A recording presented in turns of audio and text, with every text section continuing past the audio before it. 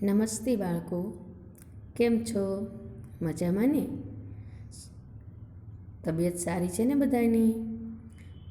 ચાલો તો આજે આપણે જોઈશું એકમ 3 ક, બ, અ અને છ. કમળનો ક, બકરીનો બ, અજગરનો અ અને છત્રીનો છ. આ બધા અક્ષરથી તમે આમ તો પરિચિત છો, એટલે કે તમે ઓળખો છો. હવે ત્યાર પછી એ જ શબ્દ આપણે જોશું કે જે અક્ષર પરથી બધા બનાવેલા છે. પણ પહેલાં જોવાનું છે કે આપણે ક કઈ રીતે લખાય. તો તમારે ગુજરાતીની સ્વ અધ્યયન પોથીની અંદર કની લાઈન આપેલી છે, એ પહેલાં તમારે આખી ઘૂંટવાની છે અને ત્યાર પછી તમારે જાતે કની લાઈન લખવાની છે.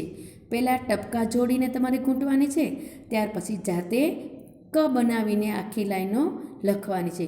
એવી જ રીતે છે બ, બકરીનો બ, તો એ પણ ટપકા જોડી અને આખી લાઈન તમારે પહેલાં ઘૂંટવાની છે અને ત્યાર પછી બ તમારે લખવાનો છે જાતે.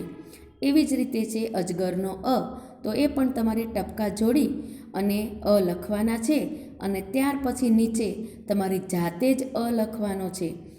એની નીચે છે છત્રીનો છ, તો એ પણ પહેલાં ઘૂંટવાનો છે, ત્યાર પછી તમારે બનાવવાનો છે. એની નીચે છે અને એક માતર એ, તો એ પણ ટપકા જોડીને ઘૂંટવાનો છે અને અનેકાનો આ. તો આ બધા અક્ષર છે એ તમારે પહેલાં ઓળખતા શીખવાના છે, ત્યારબાદ એને ઘૂંટવાના છે અને જાતે લખવા પ્રયત્ન કરવાનો છે. તો દરેક બાળકો સ્વ અધ્યયન પોથીની અંદર ત્રીજા એકમની અંદર આ લેસન કરશે.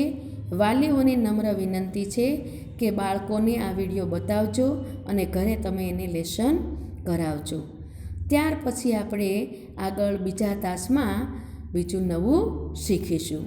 પણ દરેક બાળકોએ આ લેસન કરવાનું છે.